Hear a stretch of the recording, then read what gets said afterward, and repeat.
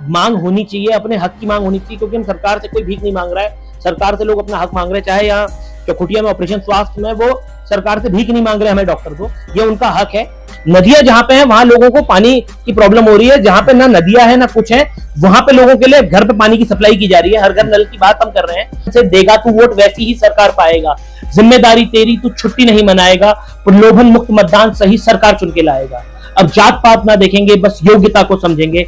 ये वोट नहीं, ये ताकत है, हम लोकतंत्र के रक्षक है। ये संगीत जो आप कह रहे हैं उत्तराखंड की सरकार को नहीं नचा रहा है, मेरा मानना है इस संगीत में सरकारों से ज्यादा हम सबको जगाने की जरूरत है। हमारे उत्तराखंड के लोगों को जागने की जरूरत है।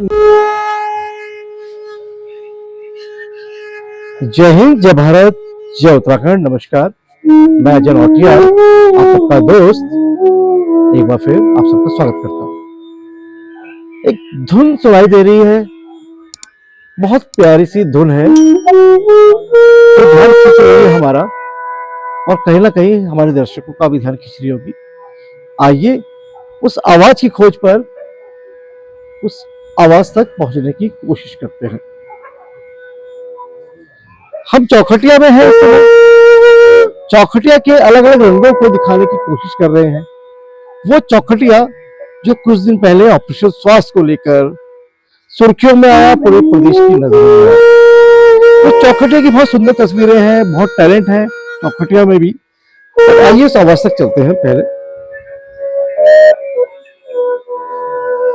ये कमरा है, कुछ मित्र है, उत्तराखंडी है, कुछ बैठकर आपको पहले धुन सुनाता हूं, फिर मैं इस आवाज से आपको आपका तारुफ भी करवाता हूं।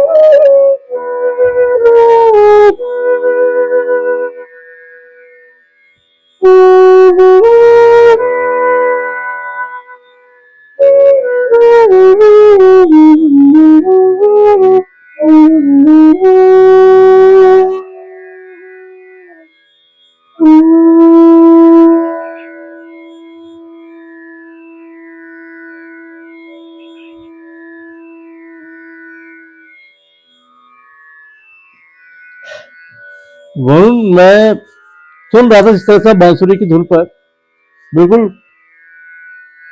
अंतरात्मा को जगा दिया आपने।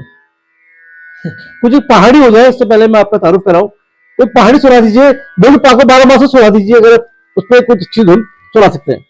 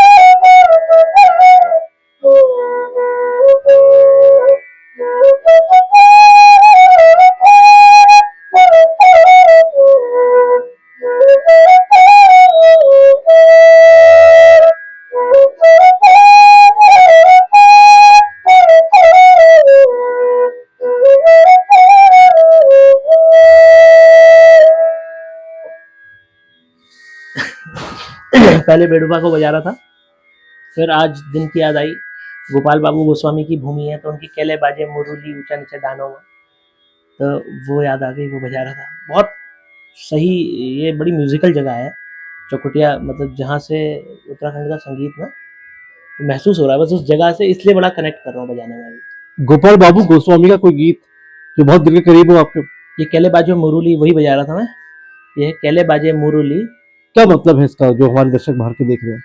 तो कहाँ से बज रही है मुरली, ऊंचा नीचा डानो में, मतलब पहाड़ों में ऊंचे नीचे डान होते हैं ना, जो हमारा डांडी कांडी जिसे हम कहते हैं, तो वही हमारे जो ऊंचे नीचे जगह से कोई एक जो महिला है या कोई भी इंसान है जो सुन रहा है उसे, वो कह रहा है कि केले बाजे मुरली कहाँ से बज रही है यार, ये मुरली की धुन कहाँ से सुनाई दे रही है मुझे। तो उसके ऊपर ये गाना है, क्योंकि पहाड़ों की एक खूबी है हमारे पहाड़ों में ना, दूर की आवाज भी, जैसे ओ बुई ओ जा करके हम दूर से नहीं बुला लेते थे पहाड़ों में, तो वो गूंजती थी, तो उसी गूंज में संगीत छुपा है। शांत भूमि है, इसीलिए संगीत यहाँ पे सुनाई भी दे रहा है और दिल तक पहुंचता है। आपको भी जो महसूस हो रहा होगा वो इसलिए है, वो बजाने वाले से ज्यादा जो जगह का भी वातावरण जो होता है ना, वो भी रंग जमा देता है। बड़े, हमने जो ऑपरेशन स्वास्थ्य देखा पिछले दिनों, कहीं ना कहीं कहा जा सकता है कि चौखटिया के लोग बड़े शांत भी हैं। जब तक दिल में पीड़ा नहीं पहुंचती, ऐसा लगता नहीं, तब तक उग्र भी नहीं होते। कहीं ना कहीं वो बहुत एक ठेस रही होगी उस समय, ऑपरेशन स्वास्थ्य को लेकर एक दर्द रहा होगा। ये ये तो बड़े शांत है, हम जहाँ जाते हैं जो चौखटिया मिलते हैं बड़े शांत है। शायद दिनचर्या सुबह उनकी 10 बजे शुरू होती है और रात को 8 बजे तक सब अपने घरों में लौट जाते हैं, सो जाते हैं। 5 बजे तो आधी रात हो जाती है पहाड़ में, मतलब नहीं तो ऐसा वाइंड अप करने लग जाते हैं। पहाड़ों की सबसे अच्छी ब्यूटी है, आप जैसे कल उठेंगे यहाँ, आप किसी दिल्ली वाले को फोन करिएगा, उसके वहाँ कोहरा लगा होगा, यहाँ पे आप 8 बजे सूरज की किरणों को निकलता हुआ देखेंगे। यहाँ आदमी 5-6 बजे, पहाड़ों में जल्दी सुबह हो जाती है और रात भी हमारी जल्दी होती है। जो नेचर की क्लॉक के साथ सिंक था ना हमारा पहाड़ का जीवन, आज भी वैसा ही है। और ऑपरेशन स्वास्थ्य की अगर बात करें तो स्वास्थ्य शिक्षा ये मसले तो 25 सालों में हम सुलझा नहीं पाए। ये एज अ स्टेट हम सबका मतलब एक कलेक्टिव फेलियर है। अगर 25 साल राज्य बनने के बाद भी उन बेसिक चीजों के लिए पहाड़ के लोगों को अपनी राज्य सरकार को जगाना पड़ रहा है, आंदोलन करना पड़ रहा है, जो उनका हक है। स्वास्थ्य किसका हक नहीं है? मतलब आप ये समझिए, एक बच्चे को पैदा होने के लिए भी दाई की जरूरत होती थी, तो आजकल मेडिकल साइंस का जमाना है, तो किसी की जन्म से लेके किसी की मृत्यु तक उसे स्वास्थ्य की उसके जरूरत लिए भी आप कह रहे हो कि गिड़गिड़ाना पड़ रहा है, तो थोड़ी शर्म की बात है 25 साल बाद भी। एज अ स्टेट हम सबकी कमी है ये। वो उसके अपने स्वास्थ्य के लिए, अपने मूलभूत अधिकारों के लिए हमने अगर लड़ना पड़ रहा है, सड़कों पर आना पड़ रहा है। हमने 25 साल में जब कहीं ऋषिकेश में एम्स बना या कहीं हुआ, जैसे गैरसैंण राजधानी तो मान के चलिए आज तक बनी नहीं, तो उस समय जनता ये नहीं सोच रही थी कि क्या कहते हैं यार, मेरे गांव से लोग एक रात में पूरे गांव खाली नहीं हुए, किसी गांव से पहले एक गया, फिर 2 गए, फिर उसके बाद कहने के गया है। क्योंकि मैं तारुफ कर दूं अपने दर्शकों से, शायद तारुफ से कुछ कमी रह जाए तो मुझे बता दीजिएगा, या कुछ ज्यादा हो जाए तो मुझे सही कर दीजिएगा। जरूर करूंगा, क्योंकि एक बैलेंस हम कहते हैं होना चाहिए, सस्टेनेबल डेवलपमेंट बहुत जरूरी है। सतत विकास, तो डिफाइंड डेफिनेशन भी सस्टेनेबल ही होना चाहिए, ना कम ना ज्यादा। 34 साल के युवा है वरुण चंदोला, और पेशे से चार्टर्ड अकाउंटेंट है। यानी 34 साल का युवा है, पेशे से चार्टर्ड अकाउंटेंट है, और सिडकुल में जनरल मैनेजर रहे, जीएम रहे। लेकिन अच्छी खासी तनख्वाह वाली सरकारी नौकरी को भी ठुकरा दिया।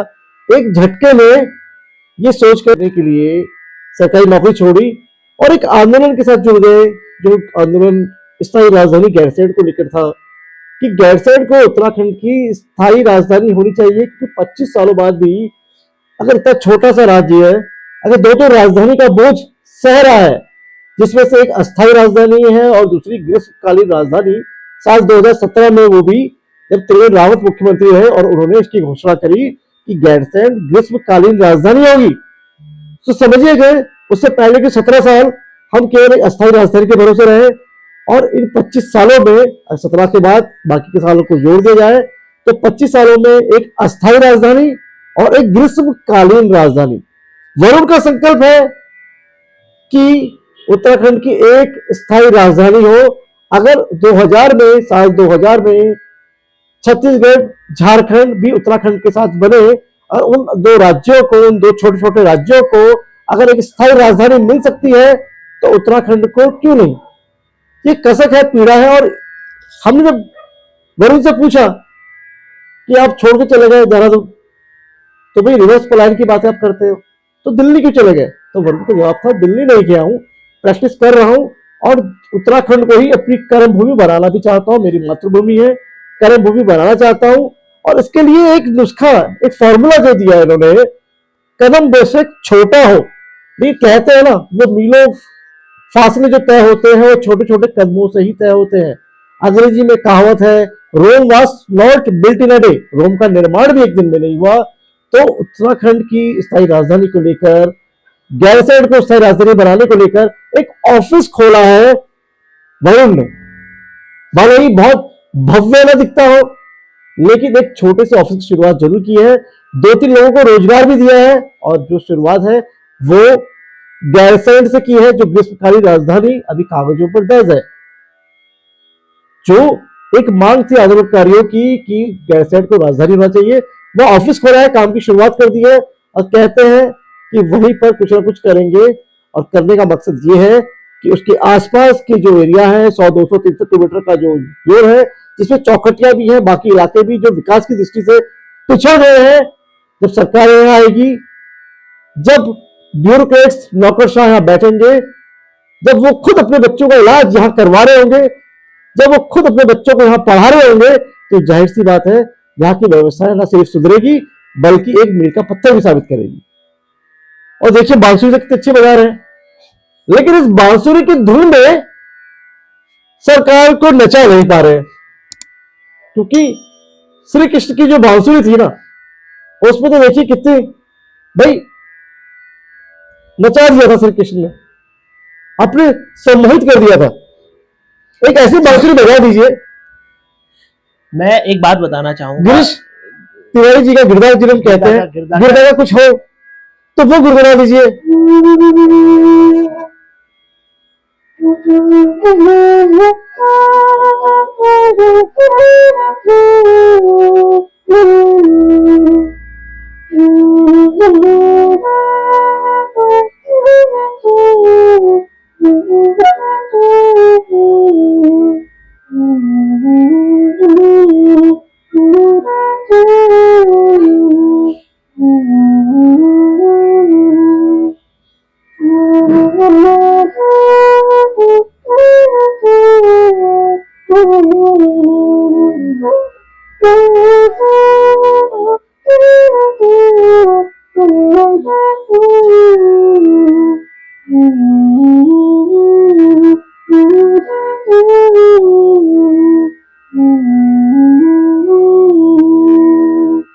उत्तराखंड मेरी मातृभूमि, मातृभूमि ओ मेरी पितृभूमि, ओ भूमि तेरी जय जयकारा, मेरे हिमालय हिमालय तेरी जय जयकारा, मेरे हिमालय।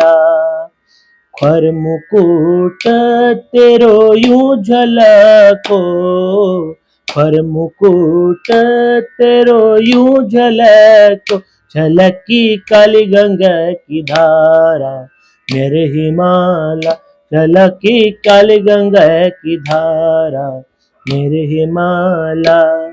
गिरदा के गीत ने तो सारे पहाड़ियों को जीवित रखा है, जो बाहर है, देश विदेश में भी हैं।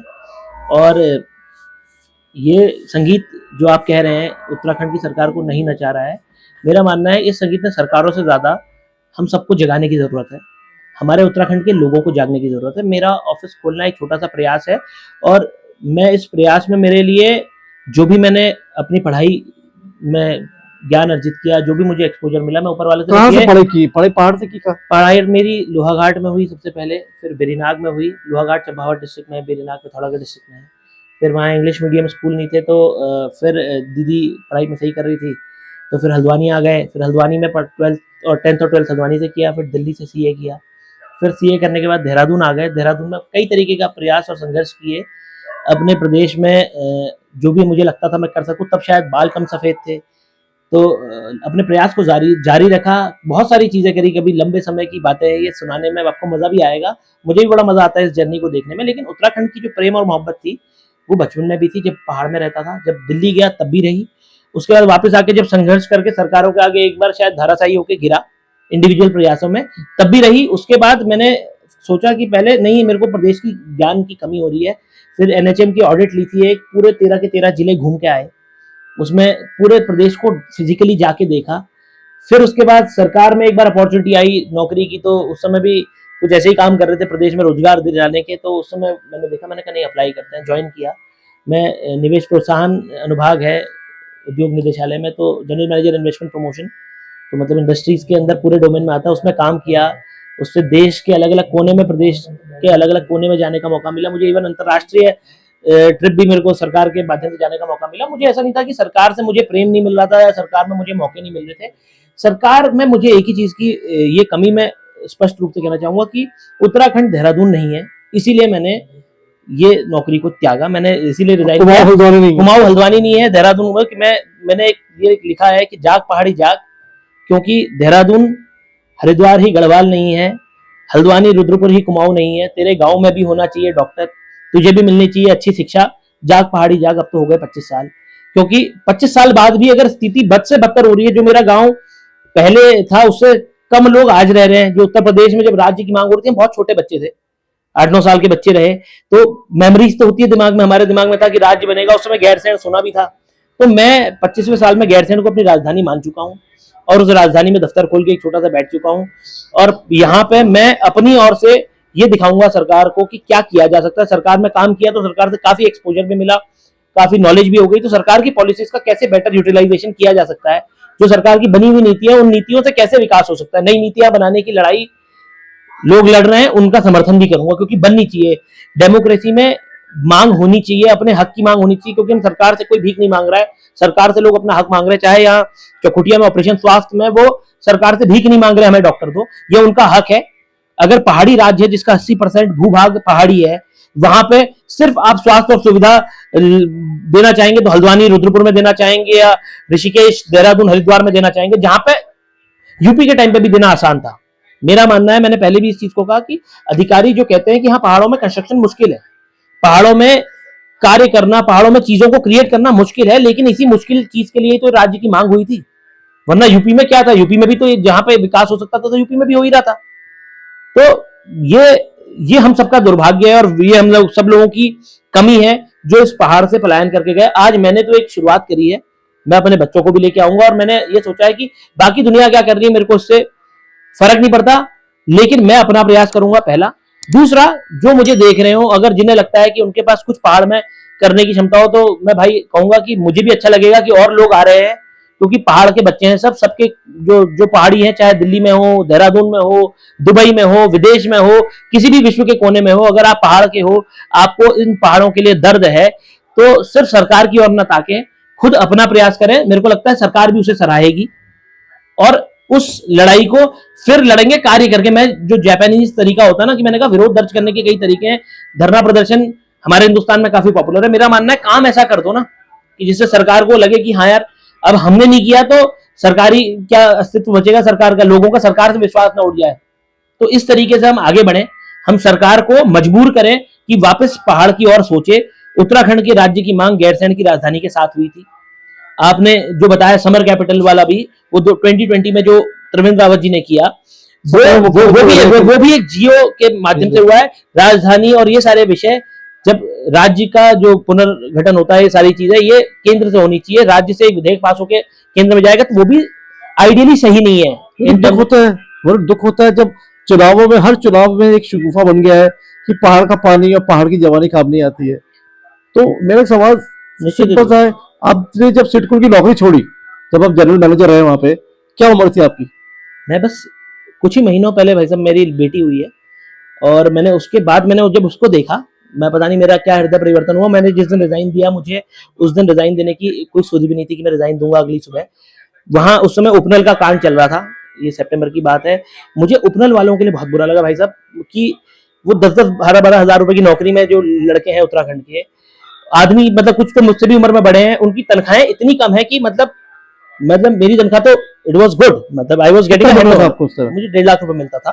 छोड़ दिया आपने झटके में? अरे मतलब ठीक है, बस जो किया अब उस पर डिबेटेबल पछतावा तो नहीं होता?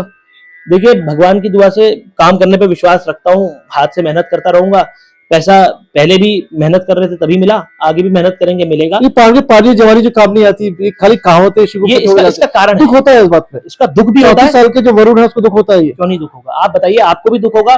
और शायद आप भी आज अगर मेरे साथ यहाँ बैठ के बात कर रहे हैं तो ये दुखी है जो हमको यहाँ खींच के लाया है कि आज देहरादून में सबको कंफर्ट चाहिए, देहरादून में सबके लिए सारी चीजों को मुहैया किया जा रहा है। जिन जगहों पे, अब प्लेन की जगहों पे जहां पे डायरेक्ट पानी नहीं है, नदियां जहां पे है वहां लोगों को पानी की प्रॉब्लम हो रही है। जहां पे ना नदियां है ना कुछ है, वहां पे लोगों के लिए घर पे पानी की सप्लाई की जा रही है। हर घर नल की बात हम कर रहे हैं आज, मतलब डिजिटलाइजेशन की बात कर रहे हैं। जिन पहाड़ के सरकार को डिजिटलाइजेशन में भी ना मैं देख रहा हूँ कि अभी आज यहाँ पे कहीं हो रहा है, सिग्नल नहीं आ रहे, वहां कोने में एक जगह आदमी बैठा है, वहीं आके डिजिटलाइजेशन किया जा रहा है। क्या डिजिटलाइजेशन है?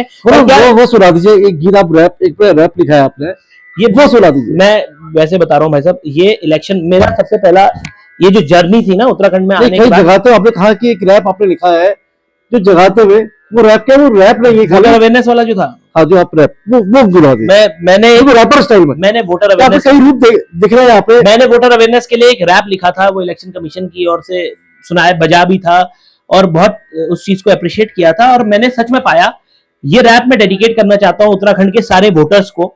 आज अभी इलेक्शन का टाइम नहीं है, लेकिन जब भी वो इलेक्शन में कहीं भी जाए वोट करें तो ये जरूर सोचें कि उठ जा, अब तू वोट दे, ये तेरा अधिकार है। मतदान एक मतदाता का इस देश को बनाएगा।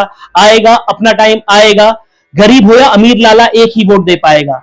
ये लोकतंत्र का पर्व तेरी ताकत तुझे बताएगा। जिस मन से देगा तू वोट वैसी ही सरकार पाएगा। जिम्मेदारी तेरी, तू छुट्टी नहीं मनाएगा।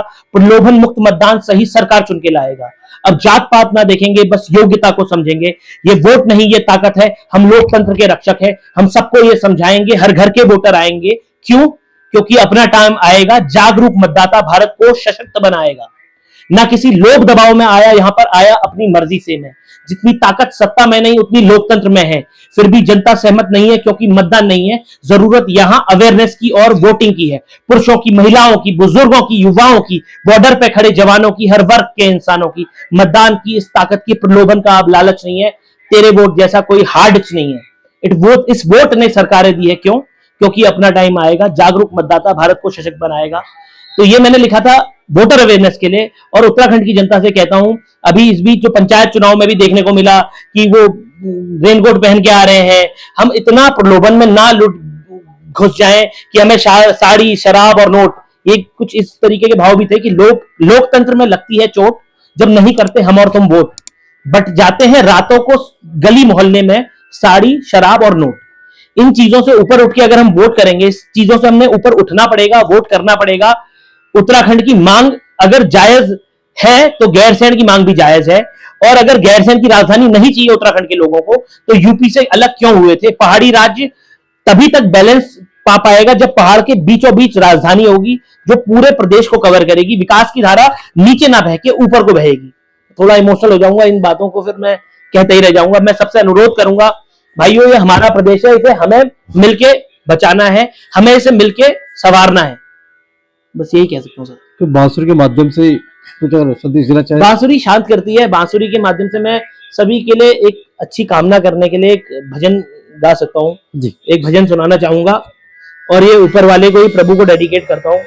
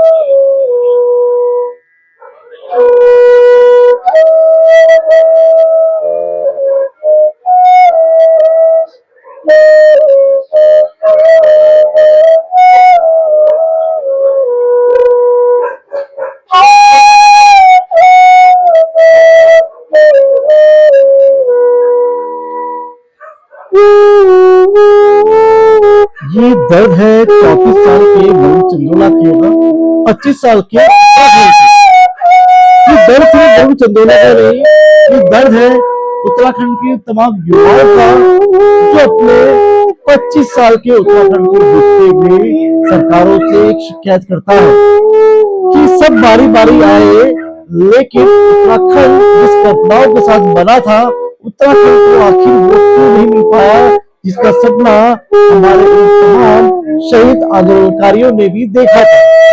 अब इन सपनों को पूरा करने की कमान वरुण जैसे कुछ युवाओं ने अपने कंधों पर संभाल ली है। बेशक अब तरीका बदल गया है, लेकिन सपना वही है। उत्तराखंड तो मिल गया, लेकिन जो सपने आज भी अधूरे हैं, उन सपनों को पूरा करने के लिए वरुण जैसे युवा और भी आगे आए और उत्तराखंड को सही दिशा में आके लेकर जाए, जिसका सपना शायद प्रधानमंत्री नरेंद्र मोदी भी सूबे के मुख्यमंत्री पुष्कर सिंह धामी को दिखा रहे हैं और ये बता रहे हैं कि तीसरा दशक उत्तराखंड का ही होगा। लेकिन वरुण जैसे युवाओं को आज भी सरकार से उम्मीदें नजर नहीं आती, क्योंकि जिस गति से कार्य हो रहे हैं, तीसरा दशक तो उत्तराखंड का नहीं नजर आ रहा है। क्योंकि विकास की इस अंधी दौड़ में कहीं ना कहीं हमारे वो पहाड़ के तमाम जिले आज भी विकास की रेस में कई कोस पीछे छूट जाते हैं, कई मील पीछे छूट जाते हैं। जरूरत है उन 13 जिलों को सबको मिलकर आगे बढ़ाया जाए। केवल गढ़वाल की परिभाषा देहरादून तक नहीं और कुमाऊं की परिभाषा हल्द्वानी तक सिमट कर न रह जाए। इसके विकास की जो परिभाषा है वो समग्र और समुचित रूप से दिखाई दे, नहीं तो मोहित जैसा युवा कब तक आवाज उठाता रहेगा। सरकारों को भी सोचना होगा कि इसी तरह से ये पलायन, ये बांसुरी की धुन, ये युवा का जोश, ये युवा का खून, युवा की जवानी, युवा का टैलेंट माइग्रेट होकर अन्य राज्यों में चले आए और हम 5 सितारा होटलों में बड़े बड़े कॉन्क्लेव करते नजर आए कि देखिए भैया, ये है प्रवासी उत्तराखंड का प्रवासी सम्मेलन। यकीन मानिए, उत्तराखंड के असली ब्रांड एम्बेसडर तो वही होंगे जो आज भी पहाड़ों में रहकर उत्तराखंड की संस्कृति वजूद को बचाए हुए हैं। मैं भारत न्यूज लाइव के लिए अपने कैमरा सहयोगी शिववर्धन सिंह के साथ चौखटिया की पावन भूमि से अजय नौटियाल। भारत न्यूज लाइव से जुड़ने के लिए इसे लाइक, सब्सक्राइब और बेल आइकन दबाएं।